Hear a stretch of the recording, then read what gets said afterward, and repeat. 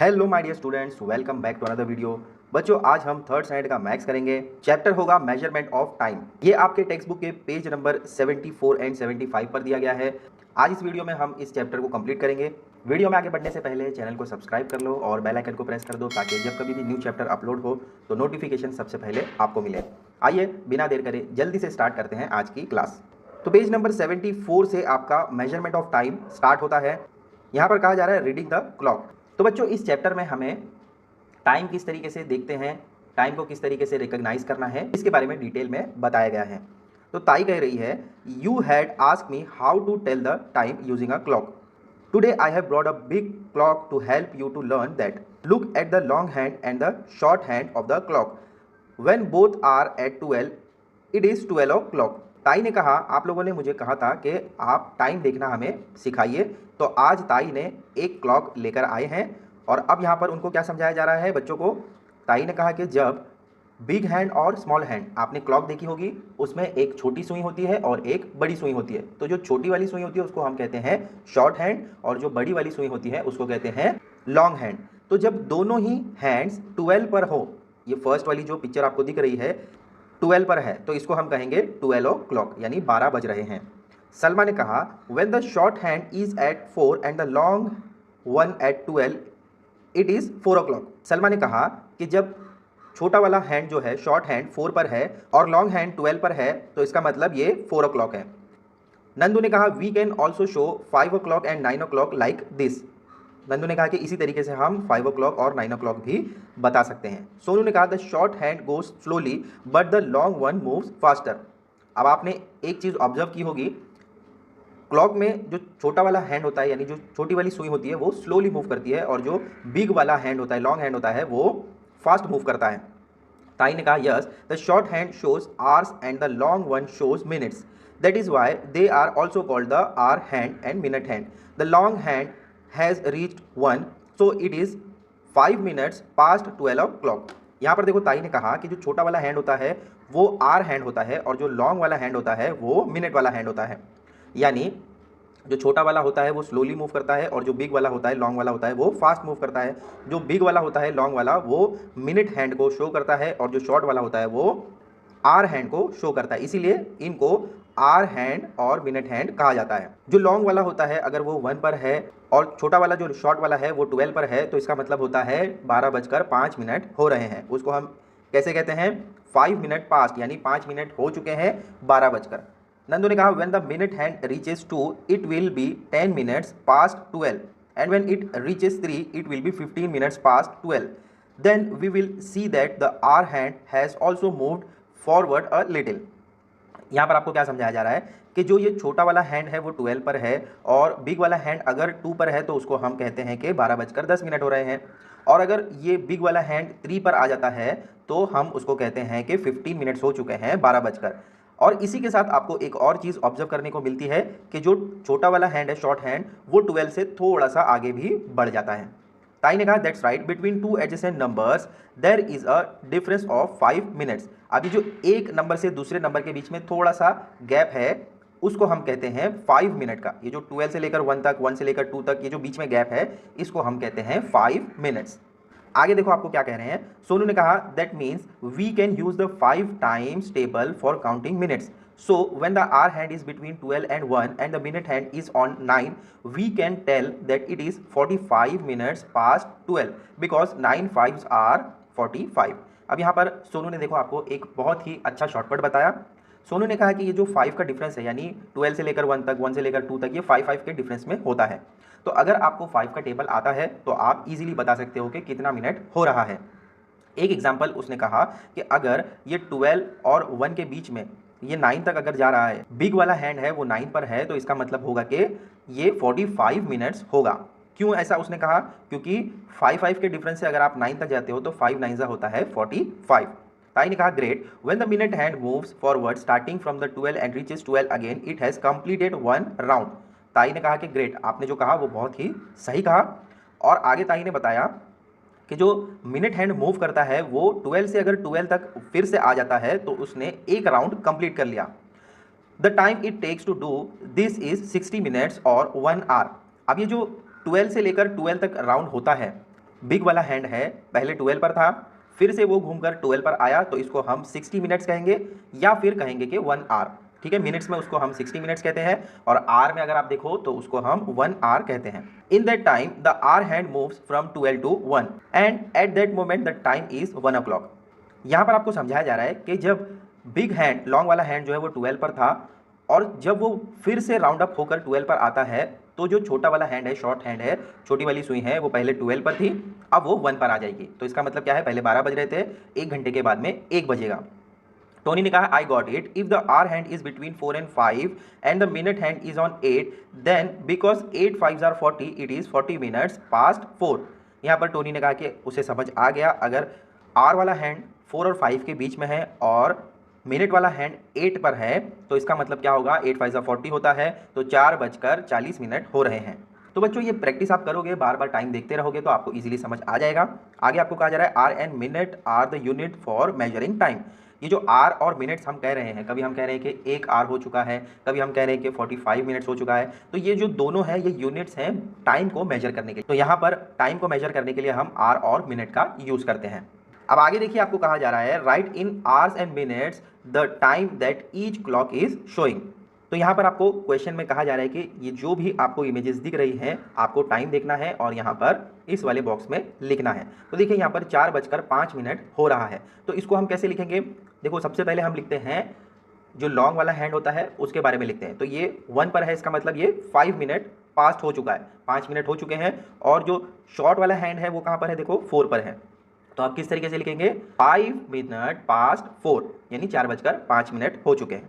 अब नेक्स्ट यहाँ पर देखिए, सबसे पहले यहाँ पर आप बिग वाले हैंड को देखेंगे, लॉन्ग हैंड को देखो, यहाँ पर वो 4 पर है, तो 5 10 15 20, तो 20 मिनट पास्ट 3। देखो 3 से थोड़ा सा आगे है छोटा वाला, तो इसको हम लिखेंगे कि 20 मिनट्स पास्ट 3 यानी 3:20 हो चुके हैं।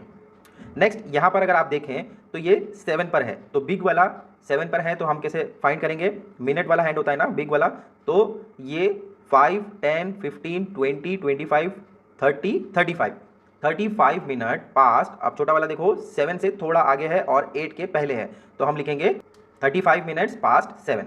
अब यहाँ पर लास्ट वाले में आपको देखना है, सबसे पहले देखिए बिग वाला है 11 पर यानी अगर आप 5 से काउंट करते हुए जाओगे तो यहाँ पर आपको 55 मिलेगा, तो 55 मिनट्स पास्ट 9। देखो 9 और 10 के बीच में है, तो हम क्या लिखेंगे पास्ट 9, 55 मिनट पास्ट 9 यानी 9:55 हो चुके हैं। नेक्स्ट क्वेश्चन में आपको कहा जा रहा है read the given time and draw hands of the clock below to show that time. यहाँ पर आपको टाइम दिया गया है, यहाँ पर क्लॉक्स हैं बट हैंड्स नहीं है, तो हैंड्स हमें ड्रॉ करना है। सबसे पहले आपको दिया है 10 मिनट्स पास्ट 5, तो इसका मतलब क्या होगा 10 मिनट्स यानी ये जो 10 होता है वो 2 होता है, तो ये बिग वाला 2 पर जाएगा और पास्ट 5 कहा जा रहा है तो ये 5 पर होगा। ठीक है, नेक्स्ट आपको दिया है 5 मिनट पास्ट 9 यानी 5 मिनट हो चुके हैं, तो पहले हम बिग वाला हैंड 5 पर कर देते हैं और स्मॉल वाला होगा 9 पर यानी 9:05 हो रहे हैं। नेक्स्ट आपको दिया है 20 मिनट पास्ट 6, तो 6:20 हो चुके हैं, तो बिग वाला हम 4 पर रखेंगे क्योंकि ये 20 है और स्मॉल वाला होगा 6, थोड़ा सा 6 और 7 के बीच में। ठीक है, नेक्स्ट है 35 मिनट्स पास्ट 11, 7 5 35 होता है, तो बिग वाला जो है वो 7 पर होगा और पास्ट 11 कहा जा रहा है यानी 11 और 12 के थोड़े से बीच में रहेगा वो। ठीक है, चलो जल्दी से इसको नोट कर लो फिर आगे बढ़ते हैं। नेक्स्ट क्वेश्चन आपको दिया है write in the table below approximate how many minutes और आवर्स और days it takes for each of the following to happen. यहाँ पर आपको कहा जा रहा है कि जो टेबल दिया गया है इसमें आपको एग्जैक्टली टाइम लिखना है, किसको कितना मिनट लग रहा है, आर लग रहा है, डे लग रहा है, उसके अकॉर्डिंग आपको यहाँ पर टाइम्स लिखना है।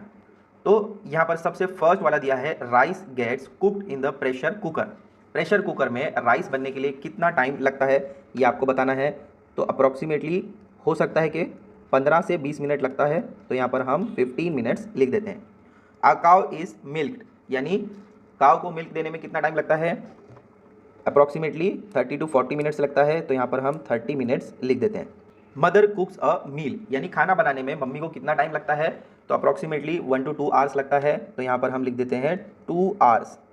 नेक्स्ट है the water tank gets filled water tank को भरने में कितना टाइम लगता है, तो वो यहाँ पर आप लिख सकते हो 3 से 4 घंटा अप्रॉक्सीमेटली, तो यहाँ पर हम लिख देते हैं 4 आवर्स।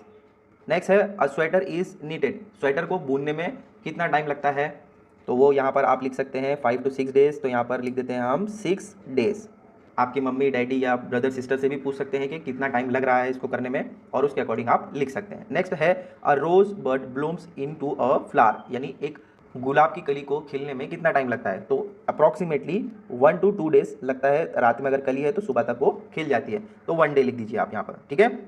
ये आपको अप्रॉक्सीमेटली लिखना है, एग्जैक्टली ऐसा ही होगा ज़रूरी नहीं, सबका आंसर अलग भी हो सकता है। तो आप अपने घर में पूछिए, ऑब्जर्व कीजिए और यहाँ पर आप अपने आंसर्स लिख सकते हैं। नेक्स्ट क्वेश्चन आपको पूछ रहे हैं, in the table below fill in the main things you do in a day, the times at which you do them and the positions of the hands of clock at each of those times. यहाँ पर आपको कहा जा रहा है कि ये जो टेबल दिया गया है इसमें जो आप डेली एक्टिविटी करते हो या क्या करते हो मॉर्निंग से लेकर नाइट तक, वो आपको लिखना है और क्लॉक का पोजीशन भी बताना है, ठीक है। सबसे पहले आपको दिया गया है व्हाट आई डू, यानी आप क्या कर रहे हो, getting up in the morning. सबसे पहले आप सुबह में उठते हो, उसका टाइमिंग क्या होता है 15 मिनट पास्ट 6। इसका मतलब क्या है, आप मॉर्निंग में 6:15 पर उठ रहे हो, तो उसको हम कैसे लिखेंगे, देखो आर हैंड 6 पर होगा और मिनट हैंड होगा 3 पर, तो ये है आपका 6:15। Position of the hands of the clock, clock का पोजीशन कैसे होगा, शॉर्ट हैंड जस्ट आफ्टर 6 के थोड़ा सा आगे होगा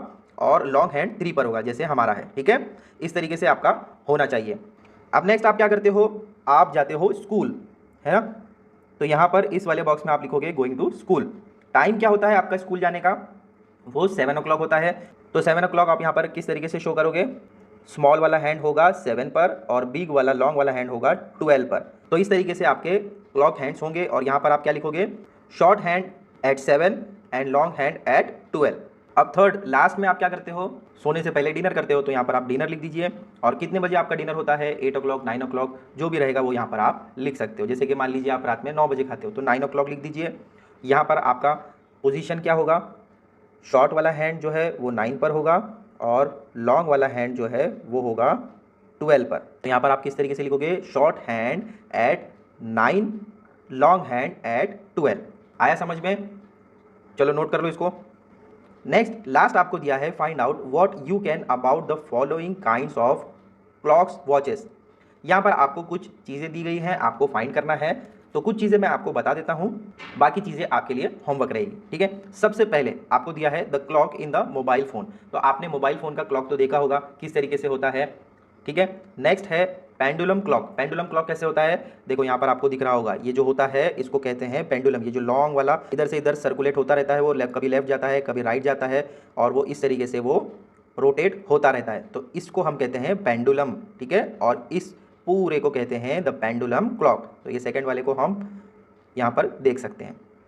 थर्ड आपको दिया है the stop watch, stop watch आपने देखी होगी, जब कभी भी रेस होती है या फिर कोई कंपटीशन होता है तो उसमें इसका यूज़ किया जाता है कि कौन कितने सेकंड में या कितने मिनट में कर रहा है, वो इस स्टॉप वॉच से मेजर किया जाता है, ठीक है। अब नेक्स्ट मैं आपको बता रहा हूँ यहाँ पर द आर ग्लास, ये जो आर ग्लास जो रेत आपने देखी होगी, ये पूरा फिल होने के बाद में इसको हम फिर से पलटा के रख देते हैं, तो इसको हम कहते हैं द आर ग्लास। नेक्स्ट यहाँ पर आपको मैं बता रहा हूँ द सन डायल, यानी जो सूरज की किरणें होती है, सन रेज होती हैं, उसको देखकर या उसके हेल्प से, उसकी मदद से टाइम का पता लगाते हैं। तो बच्चों पहले ज़माने में क्लॉक वगैरह तो थी नहीं, मोबाइल्स भी नहीं थे, तो वहाँ पर जो सूरज की रेस होती है, तो जो सूरज की किरणें होती है, सन रेज होती है, उस सन रेज की हेल्प से टाइम का पता लगाया जाता था। तो यहाँ पर इसको हम कहते हैं द सन डायल, ठीक है। सूरज की किरणें मूव होती रहती हैं, चेंज होती रहती है, वैसे वैसे इसका जो शेडो है, इसकी जो परछाई है वो भी चेंज होती है और उससे हमें पता चलता है कि अब कितना टाइम हो रहा है। तो पहले के लोग सूरज की किरणों को देखकर पता लगाते थे कि टाइम कितना हो रहा है, ठीक है। तो अब यहाँ पर दो चीज़ें आपके लिए बच गई है, द क्लॉक वर्क क्लॉक ये वाला, और नेक्स्ट है द ऑटोमेटिक क्लॉक और वॉच, ये दोनों आपके लिए रहेगा होमवर्क। बाकी चीज़ें मैंने आपको बता दी हैं और ये आपको पता है मोबाइल में क्लॉक किस तरीके से दिखती है। तो यहाँ पर आपका chapter measurement of time complete होता है। आई होप जो भी मैंने आपको समझाया इजीली समझ आया होगा। ऐसी और इन्फॉर्मेशनल वीडियोस के लिए चैनल को सब्सक्राइब कर लो। मिलते हैं बच्चों अगले वीडियो में एक नए टॉपिक के साथ। Till then take care, bye.